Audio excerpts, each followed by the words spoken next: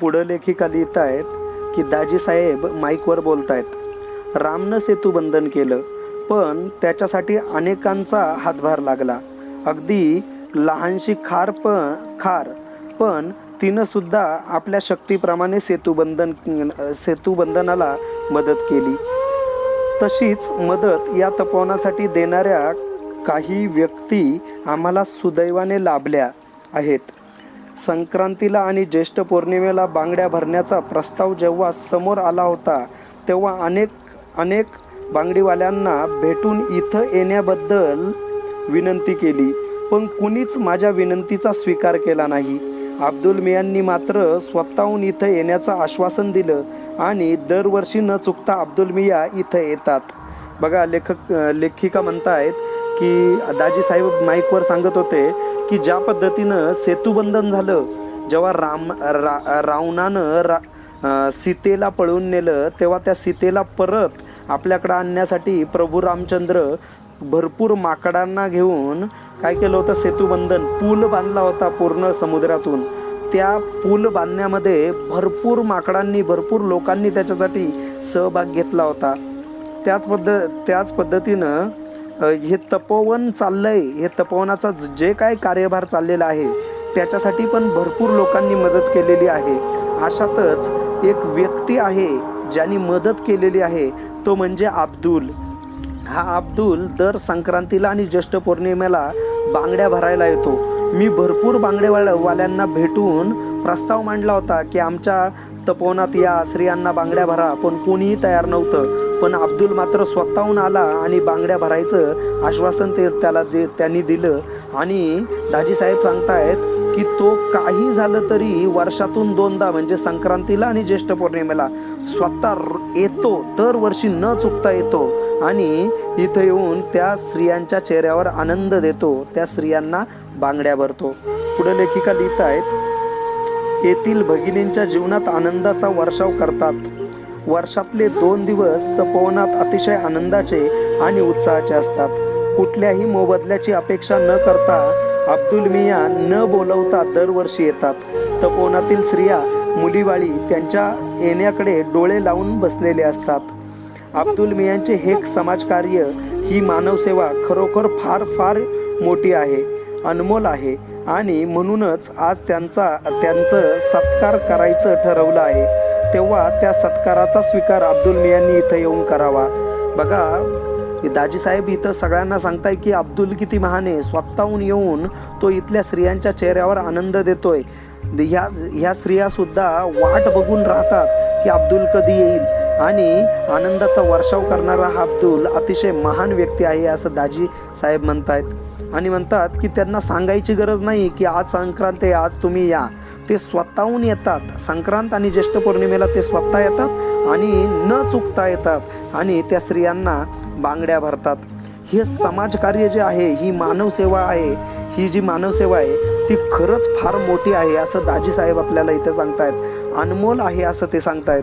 आणि म्हणूनच दाजीसाहेब म्हणतायत की अब्दुलचा सत्कार आम्ही करावा, म्हणून आज त्यांना मी इथं बोलवतोय, इथं स्टेजवर येऊन सत्कार स्वीकारावा अशी मी त्यांना विनंती करतो, हे दाजीसाहेब म्हणतायत.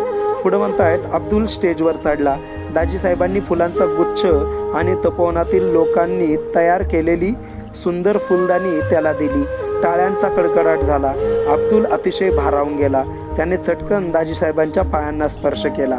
बघा, काय झालं होतं की अब्दुल इतका भारावलेला होता की तो स्टेजवर चढला. स्टेज समोर गेल्यावर दाजीसाहेबांनी लगेचच त्याला एक पुष्पगुच्छ दिला. फुलांचा गुच्छ जो असतो तो गुच्छ दिला. आणि त्याचबरोबर त्या तपोवनातल्या ज्या लोक होते त्या लोकांनी एक सुंदर फुलदाणी तयार केली होती. ती फुलदाणी सुद्धा त्या अब्दुलला दिली. आणि जेव्हा तो ते स्वीकारत होता फूल आणि फुलदाणी, तेव्हा कडाक्याच्या टाळ्या वाजायला चालू केला. सगळ्या स्त्रियांनी, सगळ्या जे काही कुष्ठरोगी होते, जे कोणी लोक तपोवनात आलेले होते, त्यांनी तो सत्कार करताना अब्दुलसाठी खूप टाळ्या वाजवल्या. जेव्हा त्याच्यासाठी टाळ्या वाजवत होते, त्याचा सत्कार होत होता, तेव्हा हा अब्दुल अतिशय भारावून गेला होता.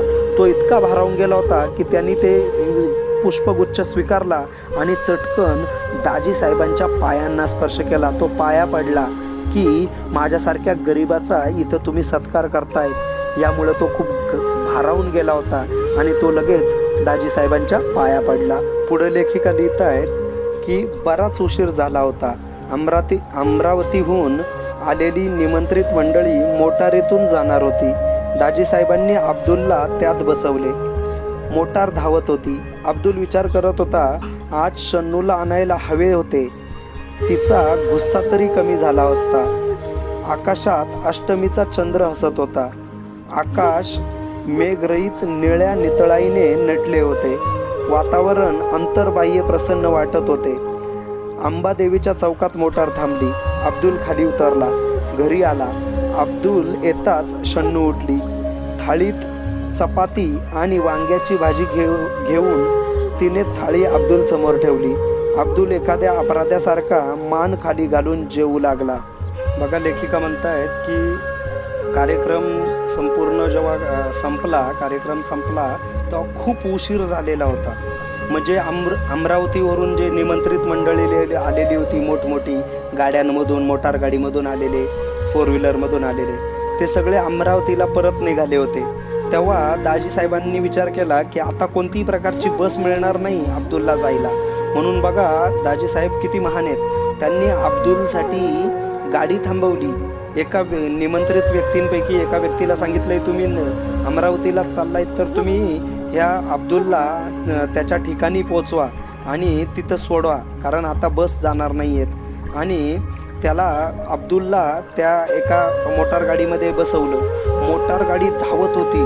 तेव्हा अब्दुल विचार करत होता की आज शन्नू असायला पाहिजे होती, कारण शन्नू प्रत्येक वेळी म्हणते काय ठेवलंय त्या तपोवनामध्ये, तपोवनात जाऊ नका, कुष्ठरोगी स्त्रियांना बांगड्या भरू नका, असं ती नेहमी म्हणत होती. आज खऱ्या अर्थानं शन्नू तपोवनामध्ये पाहिजे होती. तिनं आज बघितलं असतं की माझा सत्कार कशा पद्धतीनं झालाय, माझ्याबद्दल दाजीसाहेब काय काय बोलले, तर हे तिनं ऐकलं असतं आणि बघितलं असतं तर तिचा गुस्सा थोडा कमी झालेला असता, तिचा माझ्याबद्दलचा राग कमी झाला असता आणि तिला हे महान कार्य समजलं असतं. तेव्हा आकाशातला अष्टमीचा चंद्र जो आहे तो हसत असल्याचा भास कुणाला होत होता? अब्दुलला होत होता. आणि आकाश मेघरहित निळ्या नितळाईनं नटलेलं होतं. म्हणजे आकाशातलं रात्र झाल्यामुळं आकाशातलं जे मेघ म्हणजे ढग होते ते निघून गेलं होतं आणि निळं नितळाई तिथं दिसत होती, पूर्ण निळी निळी. वातावरण पूर्ण अंतर्बाह्य प्रसन्न झालेलं होतं. तो मनातून खूप खुश होता. गाडी हळूहळू अंबादेवीच्या चौकामध्ये जेव्हा थांबली तेव्हा अब्दुल खाली उतरला आणि तो हळूहळू त्या मोटार गाडीतून उतरल्यानंतर आपल्या घरी हळूहळू चालत चालत गेला. तेव्हा त्यांनी पाहिलं की अब्दुल जेव्हा घरी पोहोचला तेव्हा शन्नू बिचारी झोपलेली होती, रात्र झालेली होती खूप. पण जसा अब्दुल आला, शन्नू लगेच उठली. तिनं थाळीमध्ये एका प्लेटमध्ये चपाती आणि वांग्याची भाजी वाढली आणि त्याला जेवायला दिलं. अब्दुलसुद्धा एखाद्या गरीब अपराध्यासारखा, जसं काही त्याने अपराध केलाय असा मान खाली घालून तो जेवण करू लागला. पुढे लेखिका म्हणतायत, तू नहीं खाएगी? नहीं, जी नहीं चाहता खाने को. अनवर जेवला पण खिम्यासाठी हट्ट धरून बसला होता. अब्दुलच्या हातातला घास हातातच राहिला. एकाएकी जेवणातली इच्छाच मरून गेली. तोंडात घास घोळू लागला. कितींदा सांगितलं हा धंदा सोडून दुसरा धंदा सुरू करा, पण शन्नूचे पुढचे बोलणे अब्दुलने ऐकलेच नाही. तो चटकन उठला. हात धरून अनवरच्या शेजारी येऊन पडला. शन्नूचे बोलणे त्यातला शब्दनशब्द त्याला पाठ होता. कितीदा तरी तेच ते बोलून झाले होते. बघा, जेव्हा अनवर जेवत होता तेव्हा त्यांनी शन्नूला विचारलं, अब्दुलनी शन्नूला विचारलं, तू नाही खाएगी क्या, तुला नाही जेवायचं का? तेव्हा ती म्हटली, नाही मला नाही जेवायचं, माझं मन नाही करत आहे जेवावं म्हणून. तेव्हा अब्दुलने विचारलं, अनवर जेवला का, माझा मुलगा जेवला का? तेव्हा शन्नू म्हणते, हो जेवला, पण खिम्यासाठी हट्ट धरून बसला होता. खिमा म्हणजे एक प्रकारचा पदार्थ असतो. तो पदार्थ त्या अनवरला खूप आवडत होता, खिमा. म्हणून त्या खिम्यासाठी तो हट्ट धरत होता का मला आज खिमाच खायचा आहे. पण घरात पैसे नसल्यामुळं ती देऊ शकली नव्हती. अब्दुलच्या हातातला जो घास होता तो हातातच राहिला. एकाएकी त्याच्या जेवणावरची जी इच्छा होती ती मरून गेली. त्याला मनातल्या मनात वाटलं असेल की आपण एवढं सुद्धा कमवत नाहीये जेणेकरून आपल्या मुलाला खिमा देऊ शकत नाही. तोंडातल्या तोंडात त्याचा तो घास घोळू लागला आणि त्याला जेवायची इच्छाच उरली नाही. तेव्हा ही शन्नू म्हणते, कितीतरी वेळा तुम्हाला सांगितलं की हा धंदा सोडून द्या, दुसरा कोणता तरी धंदा सुरू करा, पण तुम्ही असं काही करतच नाही. शन्नूचं पुढचं बोलणं अब्दुलने ऐकलंच नाही, कारण अब्दुलला पाठ होतं ही पुढं काय म्हणणार, हिचं रोजचंच तेच बोलणं आहे, हा धंदा सोडून द्या, दुसरा धंदा करा, ह्या धंद्यात काही नाही ठेवलं, काही पैसा कमावता येत नाही, तुम्ही सगळा धंद्यातला पैसा, सगळ्या बांगड्या फुकटच त्या स्त्रियांना घालून येतात तपोवनातल्या, असं हे सगळं तिचं जे काही बोलणं होतं ते बोलणं सगळंच्या सगळं अब्दुलला पाठ होतं. आणि म्हणून तो चटकन उठला, हात धुतले आणि शेजारी जाऊन तो अनवरच्या शेजारी जाऊन पडला. शन्नूच्या बोलण्यातला तो शब्द त्याला पाठ होता, काय ती बोलून बोलणार आहे.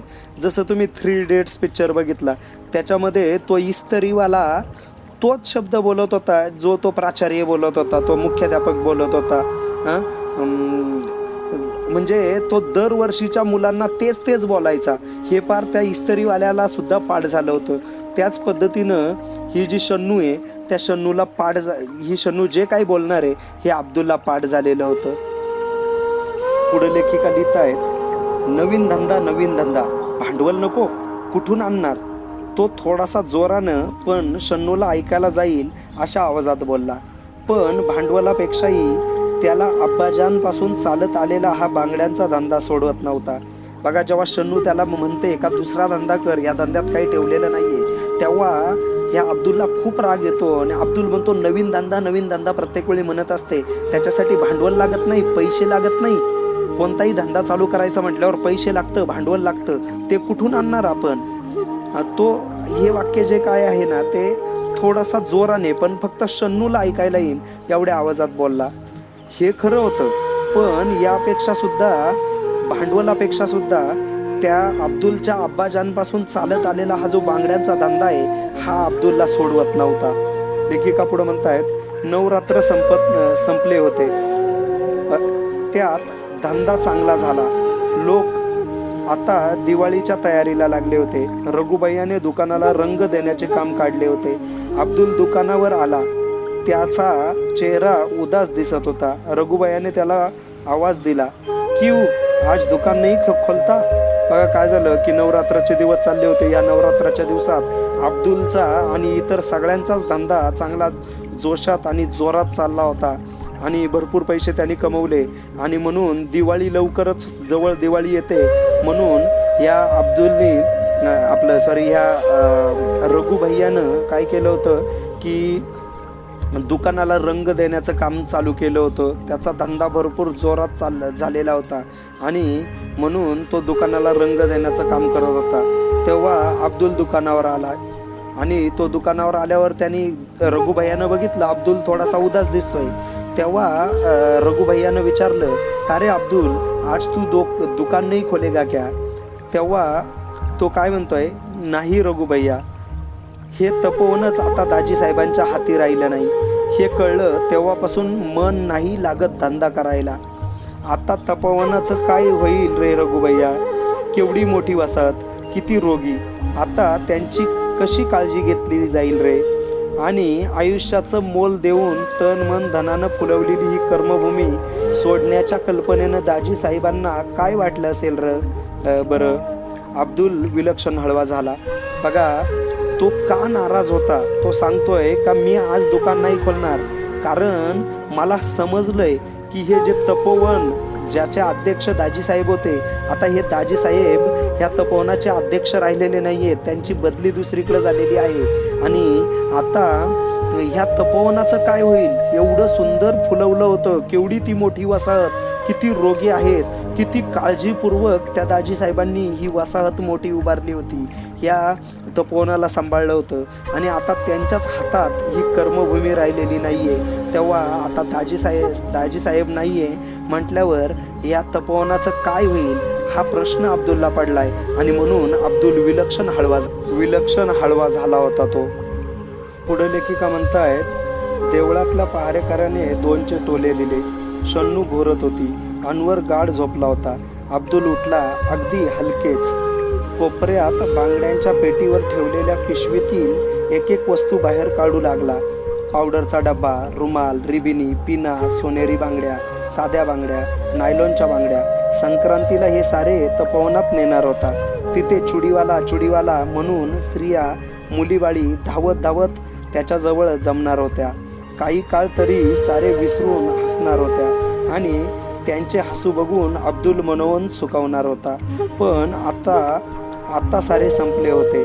स्वतःसाठी सारेच जगतात, पण दुसऱ्यासाठी जगण्यातला आनंद, त्या आनंदाचे सुख वर्षातून फक्त दोनदाच अब्दुलला अनुभवायचा. पण आता हेही मिळणार नव्हते. एखाद्या वस्त्राचा एकाएकी रंग उडून जावा तशी त्याची जीवनेच्छा एकाएकी उडून गेली. बघा, लेखिका म्हणतायत की रात्र झाली होती, सगळे झोपलेले होते, गाढ झोपले होते.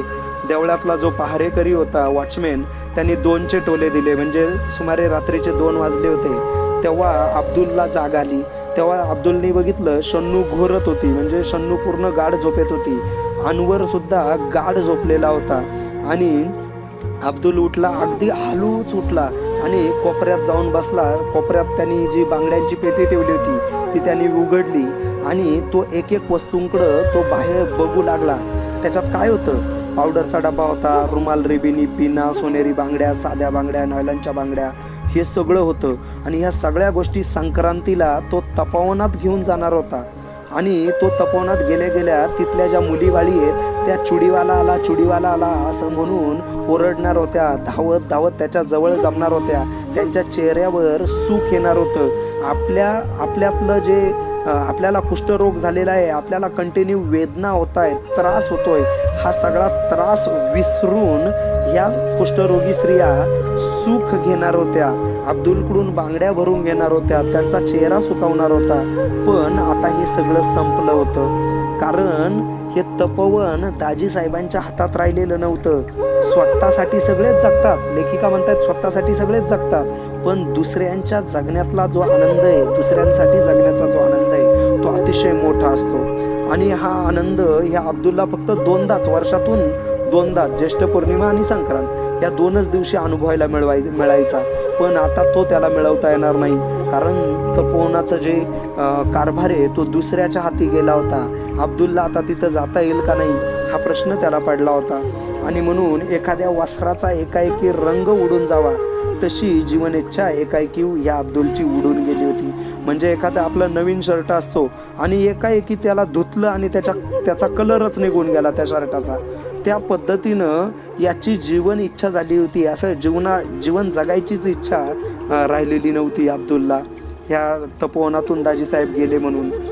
पुढं म्हणतायत, त्या साऱ्या वस्तूंकडे बघता बघता अब्दुलचे डोळे पाण्याने काठोकाठ भरून आले. त्यात तपोवनाचा परिसर विरघळत होता. हळूहळू रात्र उतरणीला लागली होती. बघा, तो अब्दुल आहे, तो त्या वस्तूंकडे बघत होता. अब्दुलचे डोळे पाणावलेले होते. तो विचार करत होता, तिथे त्या स्त्रियांचं काय होईल, दाजी साहेब तिथं नाही आहे, असा अनेक प्रकारचे विचार त्याच्या मनात होते आणि त्याचे डोळे भरून गेले होते. आपल्याला कधी कधी आपल्या प्रिय व्यक्तीची आठवण आल्यावर आपले डोळे कसे भरून येतात, किंवा आपण आईवडिलांपासून लांब असल्यावर आईवडिलांची आठवण येते, आपले डोळे भरून येतात, आपल्याला त्यांची आठवण येते. त्या पद्धतीनं अब्दुलची परिस्थिती झालेली आहे.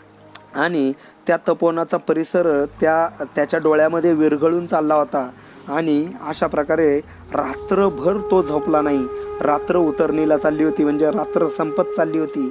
आणि हा अब्दुल विचारामध्ये गढून गेला होता की तपोवनाचं काय होईल. बघा, या लेखिकेने म्हणजे जयश्री रोईकरांनी किती सुंदर पद्धतीनं आपल्याला माणुसकीचा धडा दिलेला आहे.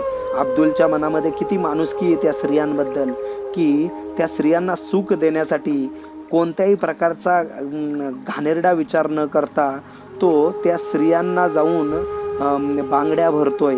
स्वतःला कुष्ठरोग होईल का असाही तो विचार करत नाही. लोक काय विचार करतील, कुष्ठरोग्यांना याने हात लावलाय, स्पर्श लावलाय, असाही तो विचार करत नाहीये.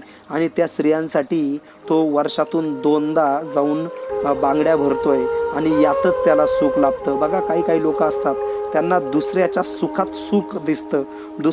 पुढचा व्यक्ती खुश झाला की आपण खुश व्हायचं असं वाटत असतं. लेखिका इथं आपल्याला फार सुंदर पद्धतीनं ही माणुसकीचा धडा आपल्याला इथं देऊन जात आहेत, तो म्हणजे चुडीवाला. धन्यवाद.